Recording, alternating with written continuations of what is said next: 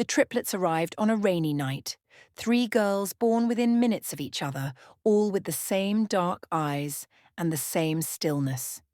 Even as infants, they barely cried. Nurses whispered about it. Old women crossed themselves. Their names were Mira, Nola, and Eshe. By the time they were 5, everyone in the village knew them. Not for what they did, but for what they didn't do. They never spoke. They could talk. People knew that. Once, a neighbour swore she heard one of them whisper a word in perfect clarity.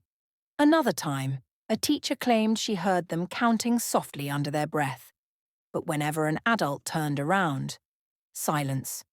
Always silence. They walked with their heads down, hands clasped together, moving like a single creature split into 3 bodies. If one stopped, the others stopped. If one looked up, the others followed, eyes darting back down, as if ashamed of being seen. At school, the other children feared them. Not because they were mean. No, the triplets were gentle. Too gentle. When pushed, they didn't push back. When mocked, they didn't cry. When their lunches were stolen, they didn't complain. They just watched.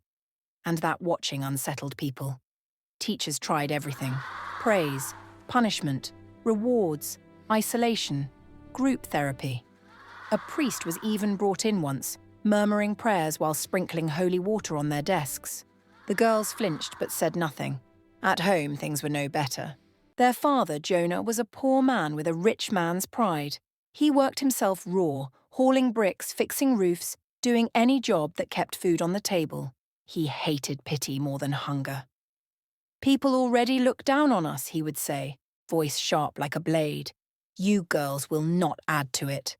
At night, he demanded they speak.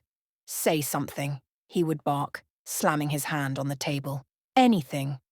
The triplets would stare at their plates, shoulders trembling, mouths pressed shut like sealed envelopes. Their mother, Ruth, sat quietly beside them. Ruth had once been loud. People forgot that. Before marriage, she laughed easily, sang while sweeping, argued when she disagreed. Now she spoke only when spoken to. And even then, softly, carefully, like someone stepping around broken glass. When Jonah yelled, she flinched. When he demanded answers, she stayed silent. She never defended the girls, not because she didn't love them, but because she had learned that love, spoken out loud, could be dangerous. The village whispered. "They're cursed," some said. "They're possessed," said others. "No," the crueler ones laughed. "They're just stupid." Women watched Ruth with narrowed eyes. Men avoided Jonah. Children dared each other to touch the triplets, then ran screaming when the girls slowly turned their heads in unison. What no one noticed, what no one wanted to notice, was that the girls talked, just not where anyone could hear. At night, long after Jonah's footsteps faded into sleep, the triplets sat upright in their shared bed.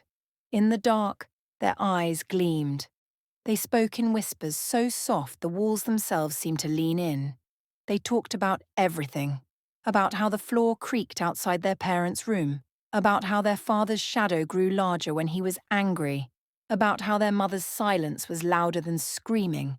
And about the rule they learned very young: never speak when he can hear you. Never draw attention. Never tell. Because the last time they did, Mira had spoken first. She was 3. Jonah had been angry that night. Angry about money, angry about disrespect, angry about the world. When Ruth tried to calm him, Mira had looked up with wide, innocent eyes and said, "Daddy, please don't." The room went very quiet. Jonah turned slowly. That was the night the girls learned what voices could cost. They learned how pain could be taught, not explained. They learned how a scream could be swallowed whole. They learned that silence could keep you alive. Years passed. People grew used to the quiet girls. Then Jonah got sick. Pride kept him from seeking help. By the time he collapsed at work, it was too late. He died in a hospital bed that smelled like bleach and regret. At the funeral, the village gathered, murmuring behind hands. The triplets stood at the front, black dresses too big for their small frames. eyes lowered as always. Ruth stood behind them, hollow-eyed. The priest finished his prayers, the coffin was lowered, and for the first time in their lives, the triplets lifted their heads. Mira stepped forward, then Nola, then Eshe. Together they opened their mouths. Their voices were calm, clear, strong. "He told us not to speak," Mira said.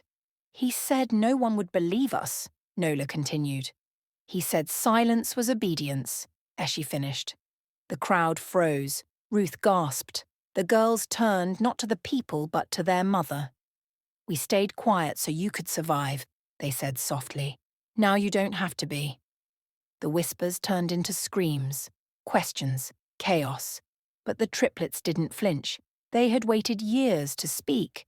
And now that the man who taught them silence was gone, they had nothing left to fear.